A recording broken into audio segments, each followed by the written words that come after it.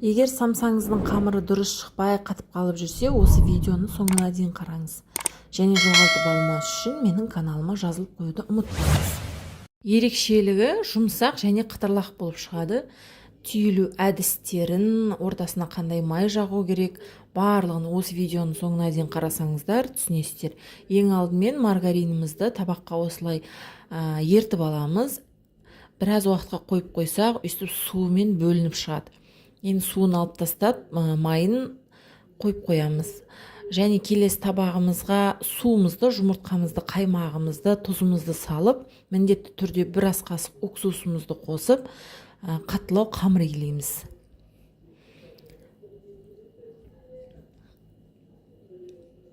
Достар, мен бұл рецепті ақылы мастер-классқа қатысып үйреніп алғанмын. Сондықтан видеоның соңына дейін қараңыздар. 2 зуалаға бөліп, тынғанша 15-20 минутқа қоя тұрамын. Енді тынған қамырымды 2 бөлікке бөліп, тура видеодағыдай етіп, жұп-жұқа қамыр етіп жайып аламыз. Жайылуы қиынға соқпайды. Видеода қарап тұрсаңыздар, домалата отыра жұқа қылып жайып алғам.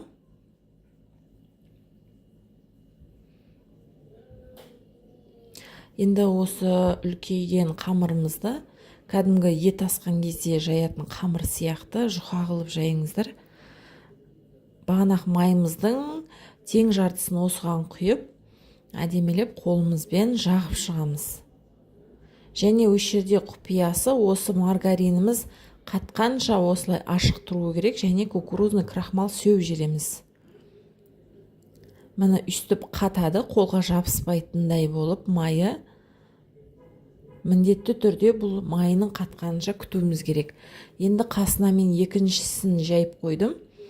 Қатқан майымыздың үстінен екінші зуаламызды да тура солай сияқты қылып қойып, теңдей қылып екеуін үстіне қойып шығамыз. Енді қалған майымызды, маргаринімізді үстінен құйып, оны да бір тегіс етіп жағып шығамыз. Міндетті түрде кукурузный крахмал немесе ұн сеуіп жібереміз кішкене. Енді беті қатқан майымызды видеодағыдай тартыңқырап ораймыз, рулетик сияқты қылып. Достар, менің каналымда жоғалтып алмас үшін, бұдан да күшті рецепттер көріп отыру үшін менің каналыма жазылып қоюды ұмытпаңыздар. Енді пищевой пленкаға, пищевой пакетке осылай тура видеодағыдай қылып қойып, немесе әшейін орап пакетке салып қоюға да болады. Мен ыңғайлы болу үшін осылай жасап қойдым. Осыны бір күнге қойып қойдым, немесе 2-3 сағатқа тоңазытқышқа қойсаңыздар болады. Енді ертесі күні мен пиязымды, асқабақ, картопты барлығын майдалап турап, үстіне фаршымды салып, тұз бұрышымды қосып, начинкасын дайындап алдым. Самсаның ортасына салатын. Қамырымыз қатып, әдем болып тұр екен. Енді осыны бір жартысын немесе жартысынан азын кесіп алып, қалғанын холодильникке қоя тұрамыз, май еріп кетпес үшін. Енді сол кішкентай бөлігін өздеріңіз қалауларыңыз бойынша бөлесіздер. Үлкендеу болсын десеңіз, үлкенірек қылып бөлесіздер. Видеодағыдай арқасын осылай түйіп аламыз. Сол түйілген жағын жаямыз.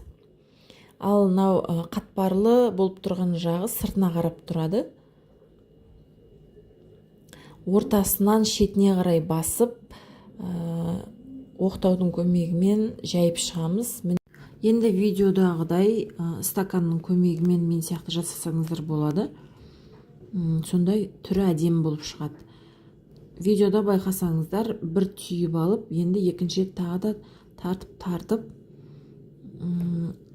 формасын шығардым. Немесе екінші рет тағы да қойдым. Мұқият қарасаңыздар, бірінші самса сияқты қылып, 3 бұрышты қылып түйіп алған соң, тағы да ортасын тартып формасын шығарам. Сонда бір тандыр самса сияқты болып тұрады түрі.